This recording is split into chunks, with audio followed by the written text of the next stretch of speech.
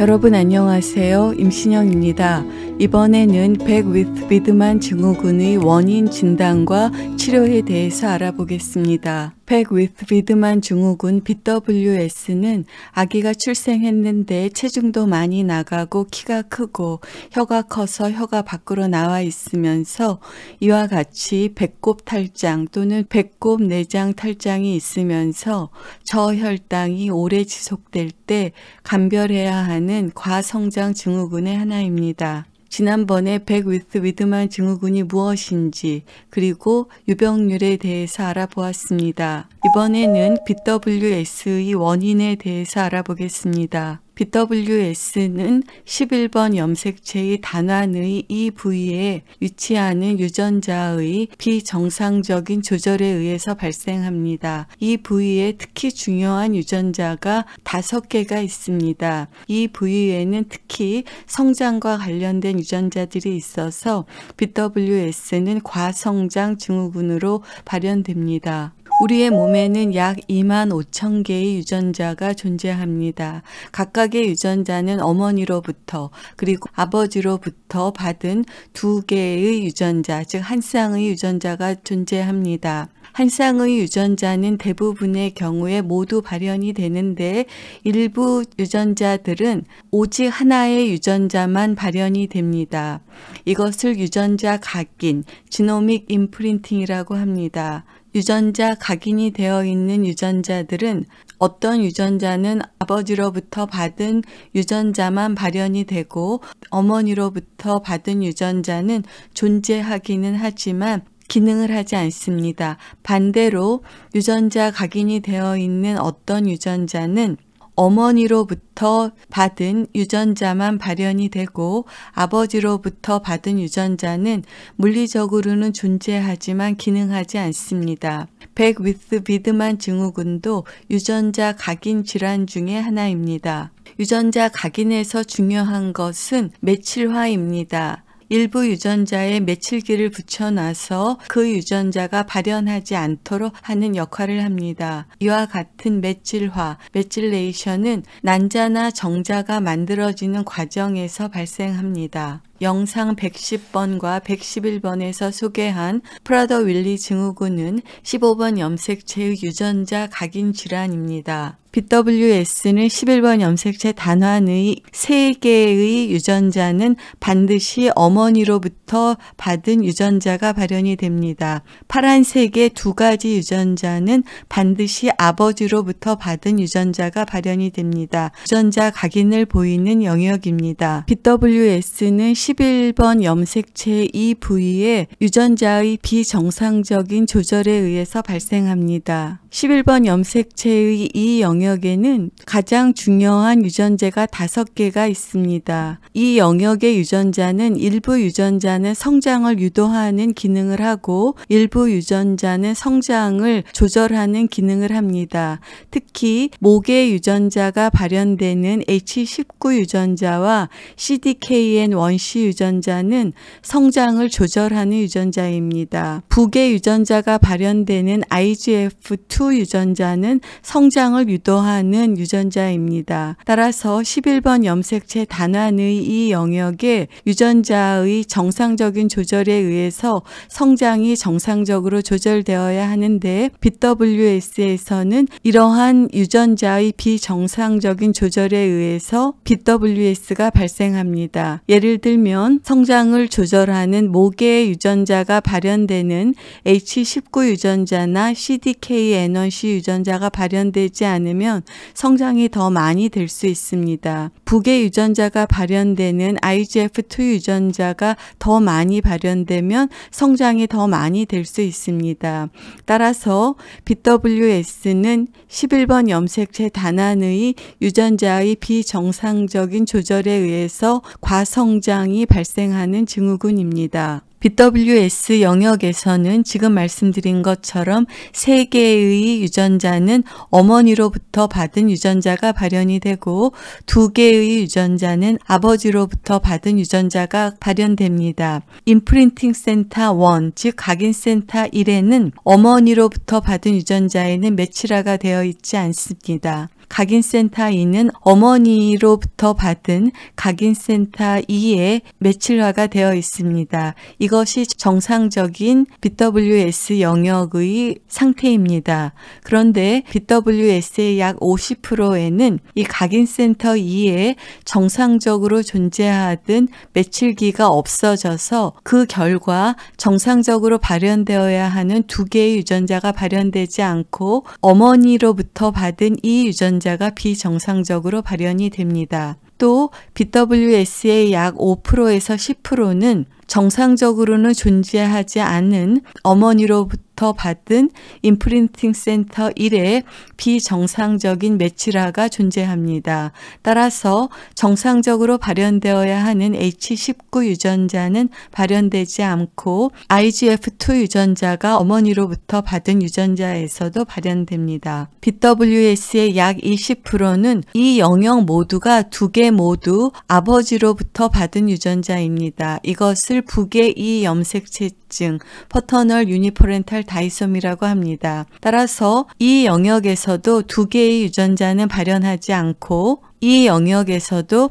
H19 유전자는 발현하지 않습니다. 그리고 약 5%에서는 CDKN1C 유전자의 돌연변이가 있어서 이 유전자가 발현되지 않아서 BWS가 발생합니다. 즉 정상적으로 3개의 유전자는 모계로부터 받은 유전자가 2개의 유전자는 부계로부터 받은 유전자가 발현합니다. 약 50% 정도에서는 정상적으로 존재하던 메칠기가 없어져서 로스 오브 메칠레이션으로 발현이 됩니다. BWS의 약 5 내지 10%는 정상적으로는 존재하지 않던 메칠기가 생겨서 BWS가 발현됩니다. BWS의 약 20%는 북의 이 염색체증에 의해서 발생합니다. 그리고 BWS의 5%는 CDKN1C 유전자의 돌연변이에 의해서 발생합니다.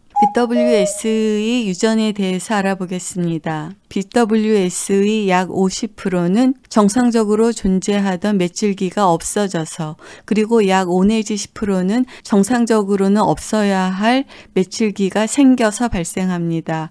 그리고 약 20%는 아버지로부터 2개의 11번 염색체가 전달되는 퍼터널 유니퍼렌탈 다이소미가 확인됩니다. BWS의 85%는 가족력을 가지지 않고 그 아동에서 처음 발생한 것입니다. 약 15%에서는 가족력을 갖고 BWS를 갖고 있는 어머니나 아버지로부터 전달받은 것입니다. 이때의 유전 형태는 상염색체 우성 유전입니다. BWS의 진단에 대해서 알아보겠습니다. 아기가 특징적인 과성장 증후군을 보일 때 BWS 영역의 메칠화 상태를 검사할 수 있습니다. 정상적으로 각인센터 2는 5개로부터 받은 유전자에 메칠화가 되어 있어야 하는데 BWS에서는 이 메칠화가 없어지는 것이 약 50% 이상입니다. 그리고 임프린팅 센터 1에는 정상적으로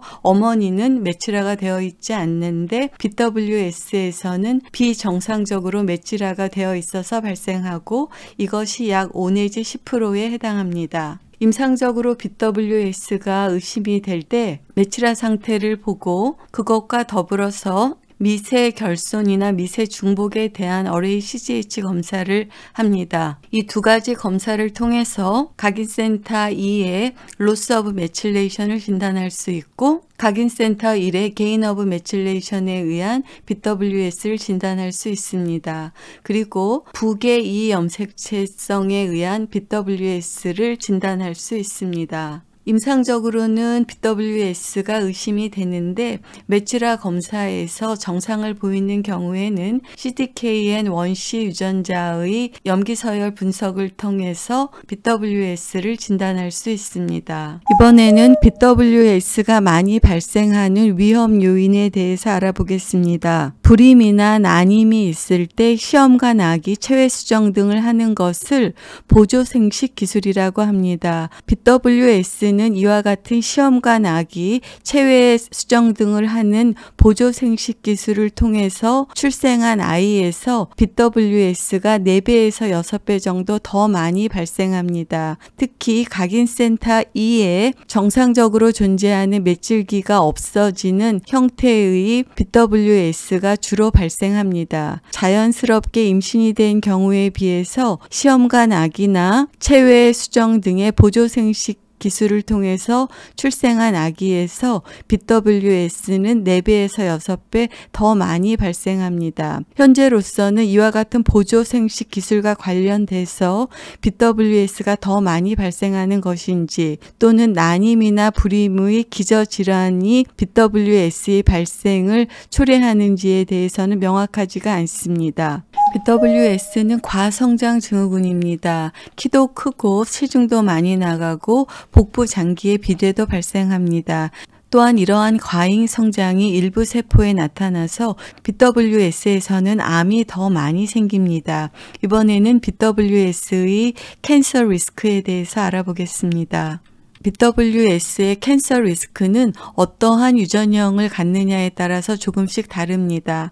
가장 캔서 리스크가 증가하는 것은 각인센터 1에 비정상적인 맷질화가 되어 있는 경우이고, 이 경우에 특징적으로 발생하는 암은 배아 종양의 일종인 윌름스 튜머입니다. 그리고 북의 이 염색체성에 의한 WS에서는 윌름스 튜머뿐만이 아니라 뇌에 발생하는 뉴로블라스토마, 그리고 간에 발생하는 헤파토블라스토마라고 하는 배아 종양의 위험성이 증가합니다. 또한 CDKN1C 돌연변이에 의한 BWS에서도 윌름스 튜머와 간에 발생하는 헤파토블라스토마의 위험성이 증가합니다. BWS에서 암 발생의 위험이 가장 증가하는 것은 각인센터 1에 맷질화가 추가되어 있는 것이고 약 28%의 위험률이 상승됩니다. 특징적으로 나타나는 암은 윌름스 튜머입니다. 그리고 북의 이 염색체성에 의한 BWS에서는 약 16%의 위험률 증가가 있습니다. CDKN1C 유전자의 돌연변이에 의한 BWS에서도 6.9%의 위험률 상승이 있습니다. BWS의 반 이상을 차지하는 각인센터 2의 맷질화가 없어져서 발생하는 이 경우는 캔서 리스크가 그렇게 많이 증가하지 않습니다. BWS의 치료에 대해서 알아보겠습니다.